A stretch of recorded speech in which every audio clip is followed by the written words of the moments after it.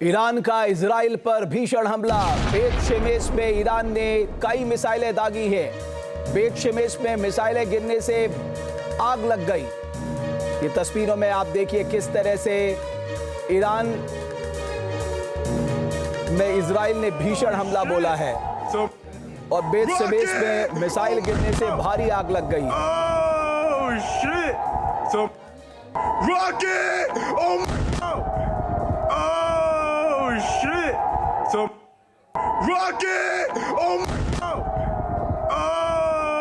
एक और आपको बेत शेमेश में एक और हमला हुआ है। ईरान ने बेत शेमेश में दागी एक और बैलिस्टिक मिसाइल। हमले में 4 इजरायली लोगों की मौत हो गई है। मिसाइल हमले के बाद इलाके में धुएं का जो गुबार उठा है उसकी तस्वीरें आप देख सकते हैं। जरा गौर से देखिए कि किस तरह से ईरान ने अपनी बैलिस्टिक मिसाइल का प्रयोग कर इस जगह को निशाना बनाया है।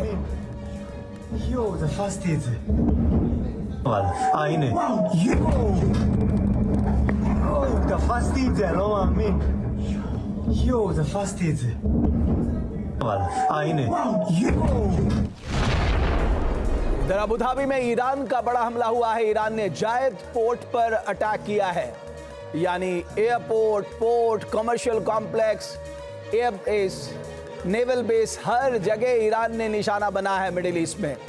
इसी क्रम में अबू धाबी में ईरान ने बड़ा हमला किया है, जायद पोर्ट पर अटैक किया है।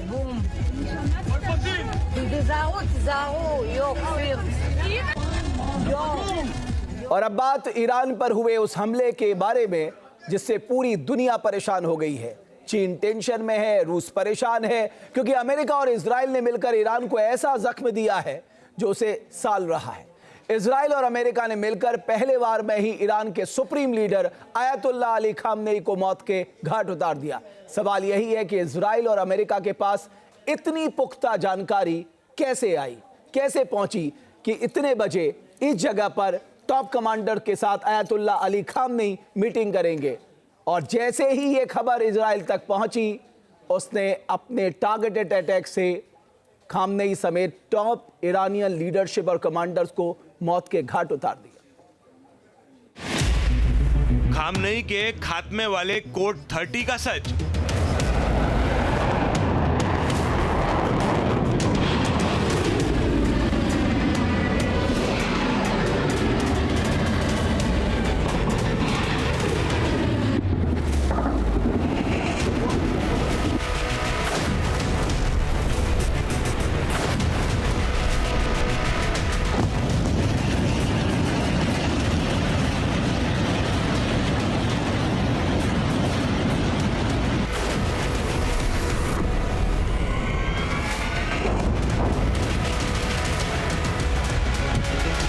जंग का पहला दिन ईरान के लिए ब्लैक सैटरडे साबित हुआ।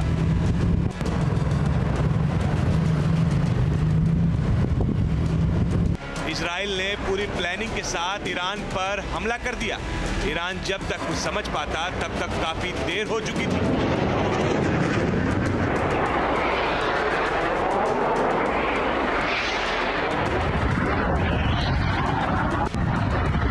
ईरान को इजराइल ने ऐसा घाव दे दिया जिसे एक्सेप्ट करने में ईरान को काफी देर लगी।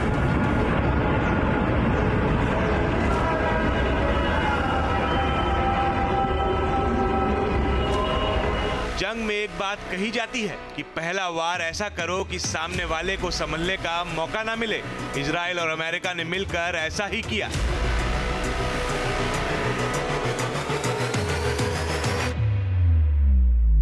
रिपोर्ट्स बता रही हैं कि इजराइल के पहले ही वार में ईरान के सुप्रीम लीडर अली खामनेई मारे गए।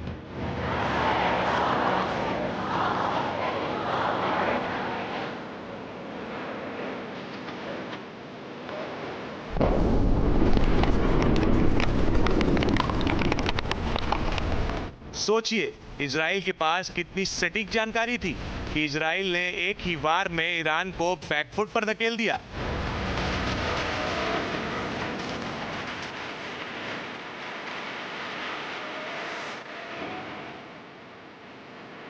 इजराइल ने शनिवार को ही अली खामनेई को मौत के घाट उतार दिया। खामनेई की मौत से कई तरह के सवाल खड़े हो रहे हैं।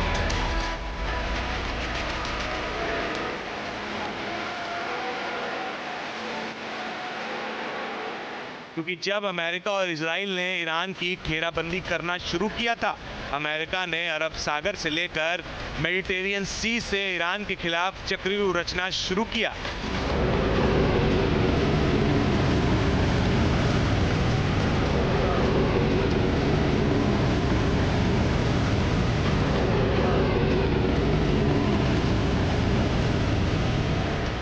तब कहा जाने लगा था कि ईरान के सर्वोच्च लीडर अली खामनेई सीक्रेट जगह पर हैं, जिसकी जानकारी किसी के पास नहीं है। अली खामनेई बंकर में है, जहां अमेरिका और इजराइल का पहुंचना मुश्किल होगा। लेकिन जिस तरह से खामनेई को महज कुछ ही घंटों में इजराइल ने दोज़ख की राह पर पहुंचा दिया,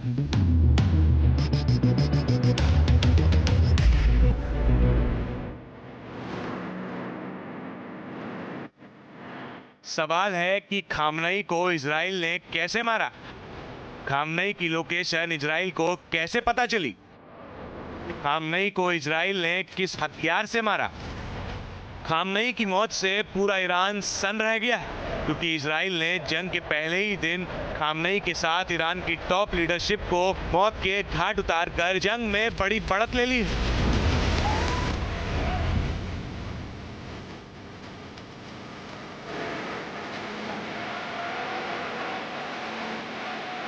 खामनेई को मारना इजराइल के लिए आसान नहीं था। खामनेई को मारने के लिए इजराइल ने पूरी प्लानिंग की थी।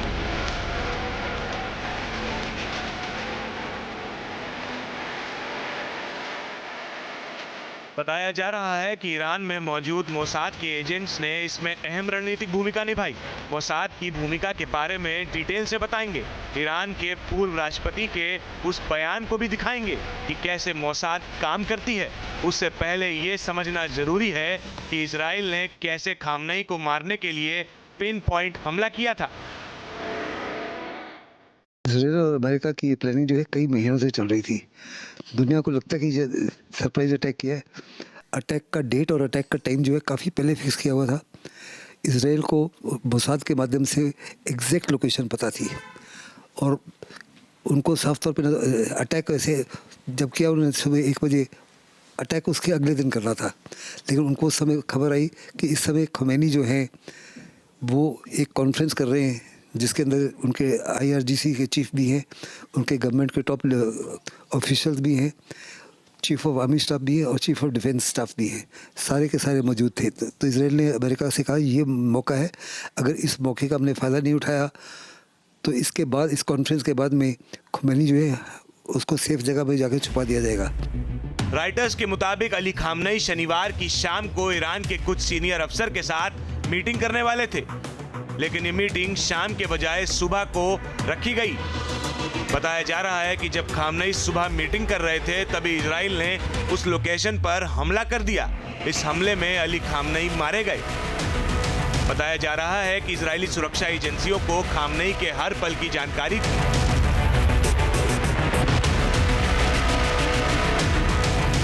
उनको ये बात पता चल गई थी कि खामनेई की शाम को होने वाली मीटिंग सुबह को हो रही है, जिसके बाद हमले को अंजाम दिया गया।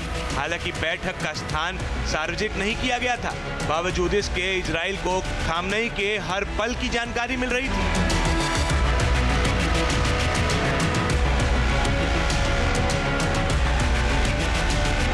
इसमें भूमिका इजराइल की खुफिया एजेंसी मोसाद की थी।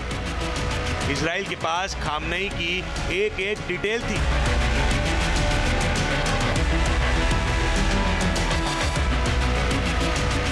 लिहाजा इजराइल ने तय किया कि हमले को इस तरह से अंजाम दिया जाए जिससे खामनेई को बचने का मौका तक न मिले।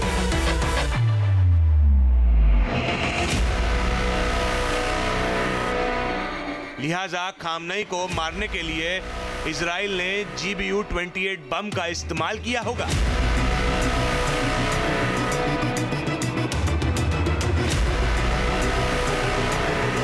वॉल स्ट्रीट जर्नल में लिखा कि इजराइल फाइटर जेट्स ने खामनेई के कॉम्प्लेक्स पर कुल 30 बम गिराए। GBU-28 2268 किलोग्राम का भारी बंकर बस्टर बम।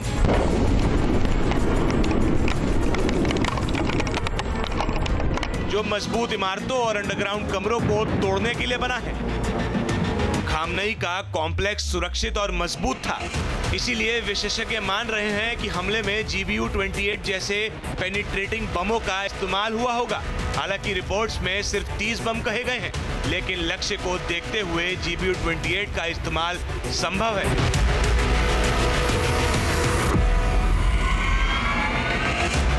ऐसा क्यों कह रहे हैं, उसे भी समझ लीजिए।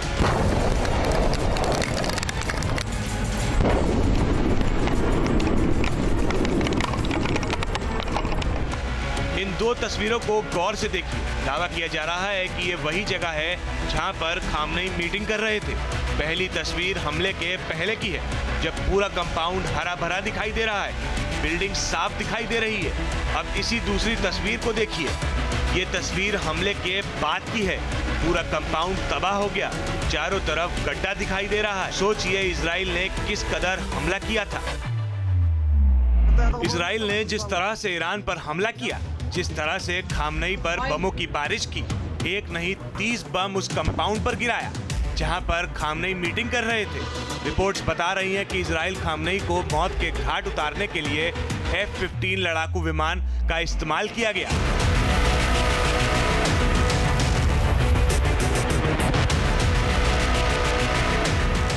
इस हमले में 15 से 20 इजरायली F-15 और दूसरे लड़ाकू विमानों ने हिस्सा लिया होगा। हर विमान ने 1 से 2 भारी बम गिराए।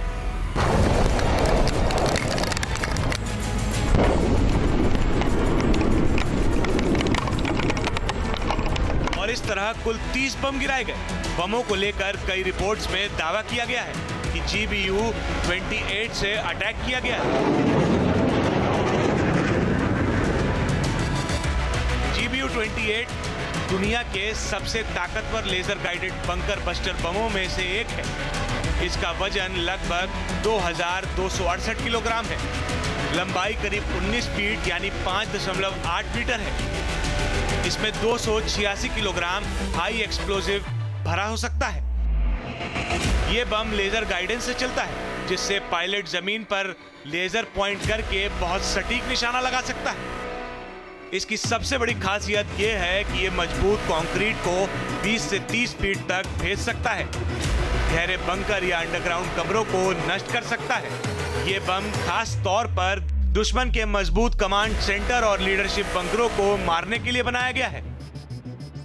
बिल्कुल इसी तरह की उन्होंने प्लानिंग की थी जब उन्होंने हिजबुल्लाह के और हाउथीज के टॉप कमांडर्स को मारा। इसी माफिक उन्होंने हमास के टॉप कमांडर्स को मारा। हर जगह में उन्होंने GBU इस्तेमाल किए। जो बंकर बस्टर वेपन्स हैं वो अमेरिका ने दिए हुए हैं। कम से कम 2000 पाउंड का बम है। और जो बॉम्ब होता है, जो एक्सटर्नल सरफेस है, छत है, उसको पेनिट्रेट करके नीचे जाता है, नीचे जाके बस्ट होता है। रिपोर्ट्स के मुताबिक खामनेई का कॉम्प्लेक्स सिर्फ ऊपरी इमारत नहीं था, वहाँ अंडरग्राउंड सुरक्षित कमरे भी थे जहाँ नेता छिप सकते थे। इसीलिए सामान्य बमों से काम नहीं चलता। GBU-28 जैसा पेनिट्रेटर बमों की जरूरत थी, जो दीवार भेद कर अंदर विस्फोट कर सके। इजराइल ने दिन में हमला किया क्योंकि उसे सटीक लोकेशन पता थी। F-15 जैसे विमान आसानी से GBU-28 ले जा सकते हैं। ये हमला दिखाता है कि इजराइल और अमेरिका के पास सही लक्ष्य के लिए सही हथियार चुनने की बेहतरीन क्षमता है। जाहिर है इजराइल और अमेरिका के इन हमलों से अमेरिका जान गया है कि उनकी सुरक्षित जगह भी अब सुरक्षित नहीं है। उसकी वजह है मोसाद और CIA।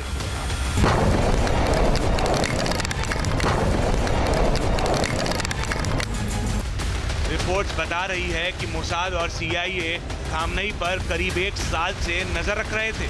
मोसाद कैसे ईरान में काम करता है या फिर काम कर रहा था, उसको ईरान के पूर्व राष्ट्रपति अहमदीनेजाद के एक बयान से समझा जा सकता है।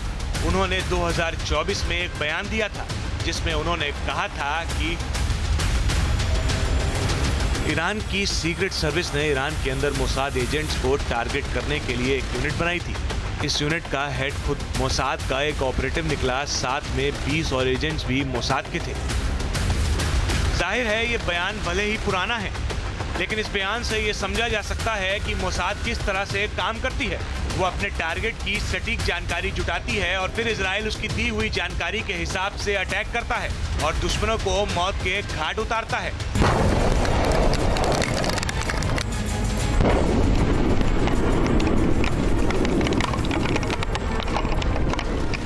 ठीक वैसे ही जैसे ईरान के सुप्रीम लीडर अली खामनेई को मौत के घाट उतारा।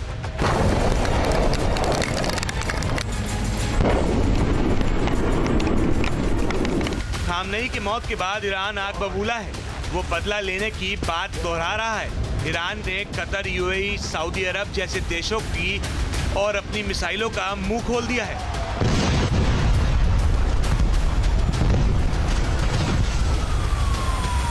लेकिन ईरान के साथ सबसे बड़ी दगाबाजी सऊदी अरब ने किया है।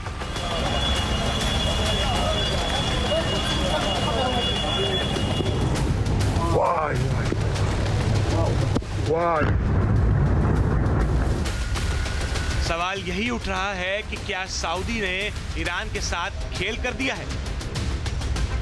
ईरान पर हमले के पक्ष में इजराइल था। इजराइल लगातार अमेरिका को ईरान पर हमले के लिए उकसा रहा था। ईरान पर हमले को लेकर नेतन्याहू ट्रंप से अमेरिका जाकर मुलाकात भी की थी। लेकिन अगर इजराइल के बाद मिडिल ईस्ट का कोई देश ईरान पर हमले के सबसे ज्यादा पक्ष में था तो वो था सऊदी अरब।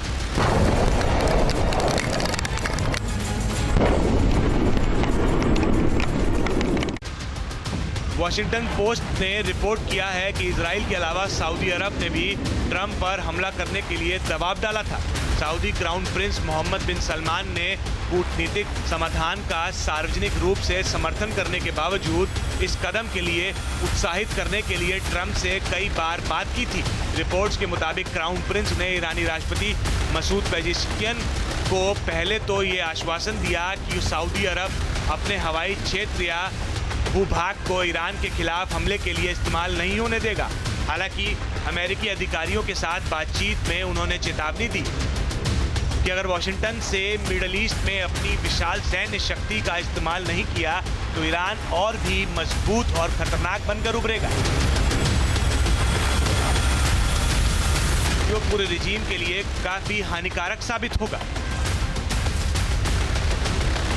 द पोस्ट अखबार ने बताया कि क्राउन प्रिंस के भाई खालिद बिन सलमान ने जनवरी में वॉशिंगटन दौरे के दौरान निजी बैठक में इसी तरह का संदेश दिया था। रिपोर्ट्स में कहा गया कि ट्रंप ने अपनी पुरानी नीति के बावजूद ईरान से अमेरिकी क्षेत्र को कोई सीधा खतरा ना होने के बावजूद फाइनली हमले को अंजाम देने का फैसला किया था। रिपोर्ट्स बता रही हैं कि सऊदी अरब को ईरान ने अपने तेल क्षेत्र पर हमले का डर सता रहा था, लिहाजा वो लगातार अमेरिका को हमले के लिए उकसा रहा था। التي ننقل هذا الصاروخ سقط في أربد في الأردن. सऊदी प्रिंस के करीबी लोगों ने स्वीकार किया कि वह तेहरान को रियाद का प्रमुख क्षेत्रीय प्रतिनिधि मानते हैं।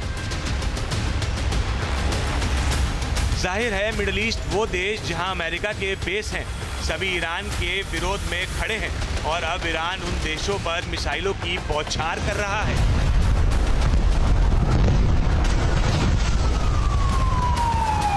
जिससे मिडिल ईस्ट में खौफ हाई है।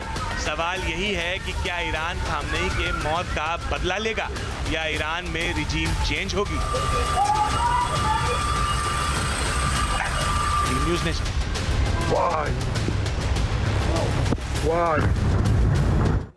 आपके मोबाइल पर तुरंत आएगी ब्रेकिंग न्यूज। स्क्रीन पर सबसे पहले दिखेगी बड़ी खबर, देश दुनिया की हर खबर एक जगह।